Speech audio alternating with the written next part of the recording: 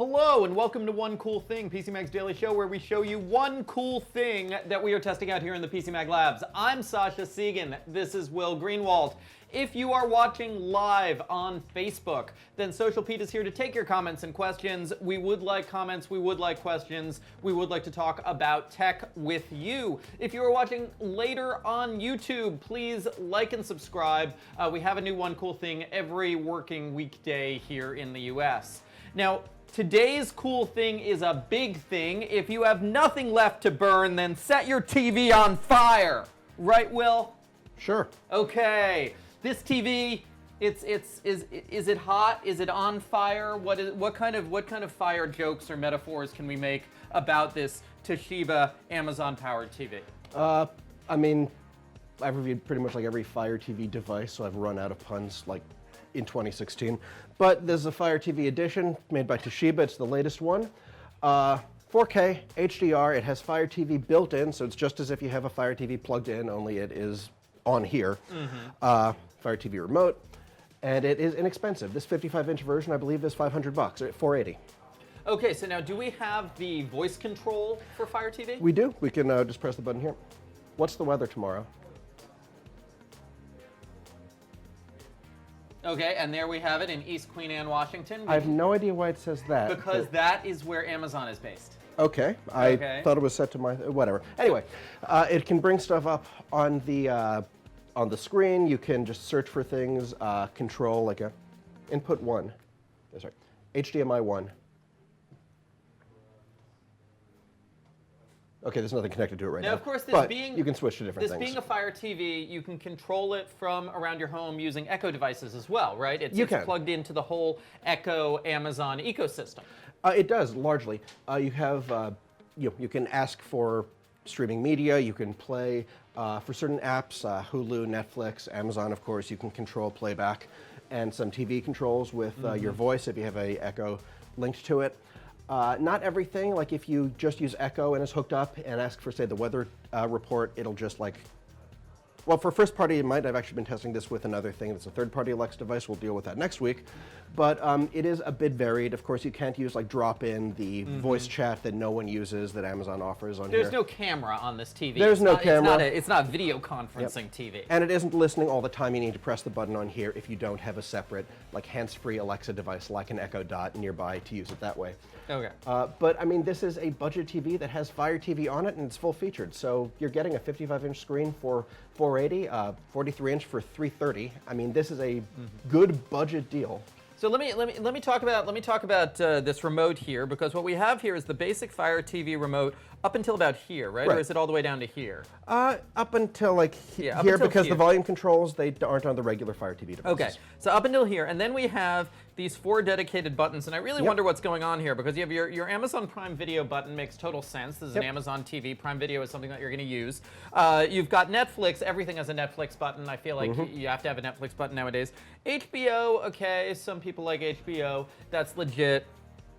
Why is there a PlayStation button on this thing? That's for PlayStation Vue, which is the live streaming service for TV. It used to be only for the PS4, but now it's been sort of, you can put it on anything. So the PlayStation part of it, they might as well just call it Sony Vue. It's basically Sony's answer to Sling TV.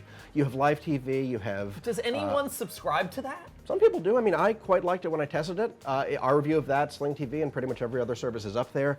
But I mean, the point is now you have a lot of cord-cutting options for live TV. There's Hulu now, YouTube TV, which is a bit pricey, PlayStation Vue, Sling TV. Like, you have a lot of options, and for these dedicated buttons, it's basically whatever year or whatever company, whatever model comes out with these devices, they have partners. So, hey, put your thing on here, you go directly to it. If I press it, it won't do anything because I'm not hooked up to PlayStation Vue right now. But you can just like press the button, it goes. It's a little convenience that doesn't really clutter the remote too much more, so it's not a big deal. Now, are all of these services supported by all the services you mentioned? Are they all supported by this TV? I mean, they have to be because this is the remote for the TV. Okay. Let's take another question. Hey, someone wants to know if there's Dolby Vision on it? No, there's just HDR10 HDR.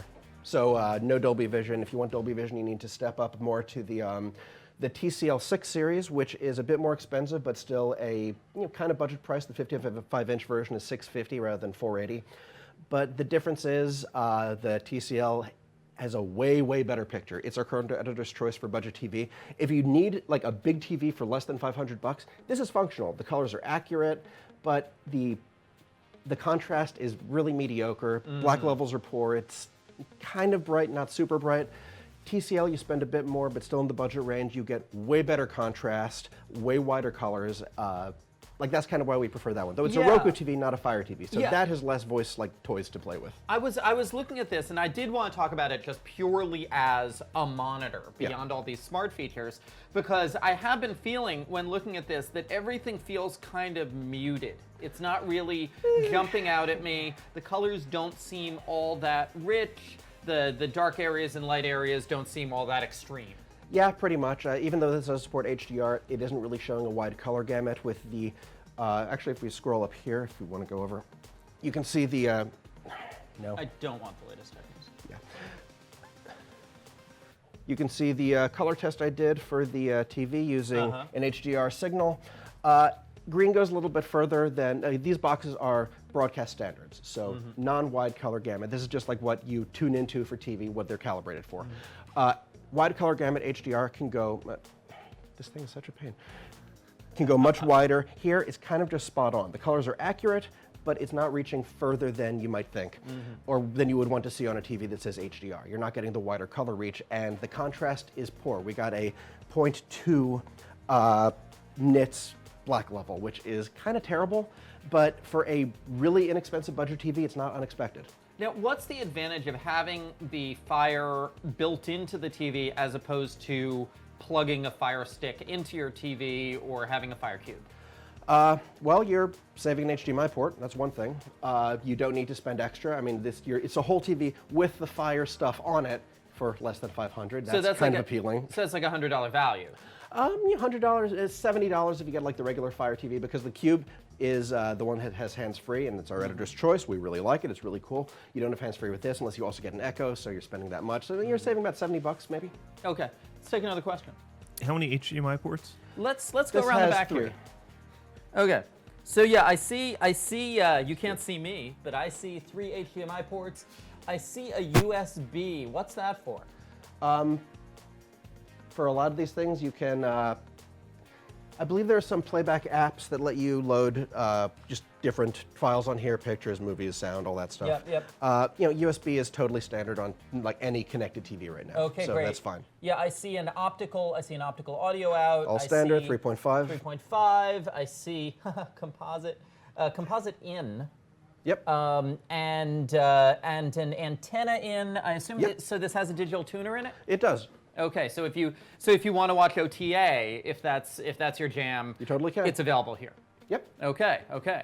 So so as we compare this to other budget TVs, you said the TCL with Roku, it's a better panel? Yeah, the TCL 6 series and last year's TCL P series, a much better panel. It is more expensive. I mean, we're dealing with budget prices, so $480 versus $650, like $650, that's almost like 150% of the price of this TV. But it's also like way less than, say, spending $1,000 on a TV, the same as spending $3,000. If you're going into OLEDs, you're looking to way more.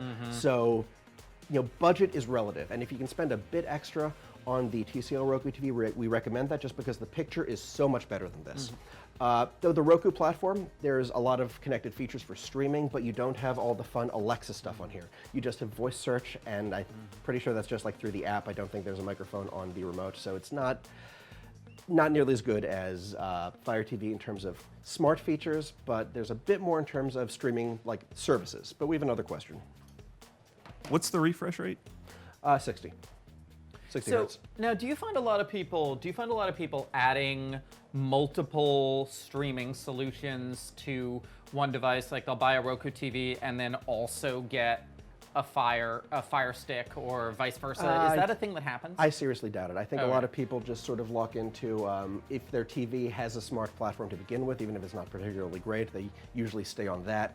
Otherwise, they just get a Roku or get a Fire TV. And basically a nice thing that's happened with Fire TV and Roku TV as platforms, even Android TV in some cases, you have this kind of unified, very flexible, powerful system that any TV manufacturer can do without developing their own connected thing, like Samsung tends to do. LG has WebOS, but companies like TCL, Hisense, Toshiba, they can just license something from Amazon or Roku and just pop it on there, and it basically lets them make an inexpensive TV with a lot of connected features, which you didn't see a few years ago. Yeah, and I do feel like Samsung, for instance, tends to lose focus. I have a 4-year-old Samsung Smart TV, and I'm already watching the platform decay. Yeah, Samsung tends to try to push their whole smart hub system and whatever their current design of smart TV platform as much as they can. They very much want to have their own ecosystem. They want to be Apple, and they don't really succeed very well at that. So it just becomes this kind of thing that if you have a lot of Samsung things, if you have like a Samsung fridge, if you have Samsung appliances, it all works together, and that's cool. But a lot of people don't, because those tend to be quite expensive. So if you're not getting everything Samsung from the ground up with a lot of money, it doesn't always mesh well.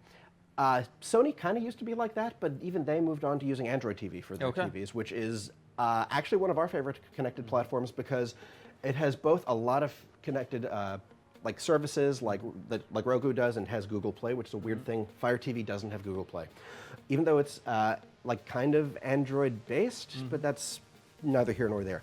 But Android TV also has Google Assistant, and that's, if anything, we kind of like that a little bit more than Alexa. Yeah. We have another question though. Someone asked about video chat. Is that a common feature for any TV? No. It's basically you need a separate camera. A few years ago, a couple TVs had like a little pop-up camera, and you could like Skype through it, and there were things that let you do that. But otherwise, really, you just need another device. And at that point, you might as well just get like a cheap Chromebook and use the camera on that, or just get a Logitech camera and pop it on there and connect Or for the that computer matter, to an it. Echo Show. Echo Show works too. Yeah, yeah. Although like that only works with Amazon Drop-in, right? Or, does it have Skype? No, it does only, it only works to other Amazon devices. Yeah. Yeah, that's like at that point, I'm hesitant to recommend iOS stuff for anyone, just because I like having the power and lack of closed system that Apple likes to promote. But FaceTime is a really great platform for video chat, and it works on a lot of different devices as long as they're made by Apple, and that is just way less clunky than, say, Drop-in. Does it work with Apple TV, basically? I don't believe so. Huh. Okay. Yeah. That's something that I hope Apple will introduce. Well, clearly it also isn't something this that's been demanded that much, but also I guess because if you have an Apple TV, you have an iPhone in your pocket, you have an iPad, you have a Mac, you already have 3 devices with webcams built in that you can take video on. Okay. Any more questions out there? Okay, so we rated this. You rated this 3.5 because the panel is not so great, but the smart features and the price are terrific. Yeah, it's like if you're looking for a really low budget, big TV, or smaller TV for even less money, again, 43 inches, $330, that's not bad. It's good. We still recommend the TCL 6 series just because the picture is so much better for a bit more money, and it still is well below $1,000 for a big screen. So. Okay. Okay, great. Well, thank you all for watching. This has been the 55-inch Toshiba Fire TV. The full review is up on PCMag.com. You can check it out. You can also, of course, check out all of our other TV reviews and shop around for a TV on PCMag.com. This has been One Cool Thing. If you are watching us live on Facebook, please come back at 10 a.m. Eastern tomorrow. We will have another cool thing. If you are watching us later on YouTube, then please like and subscribe. Every working weekday here in the U.S., we will have another cool thing for you.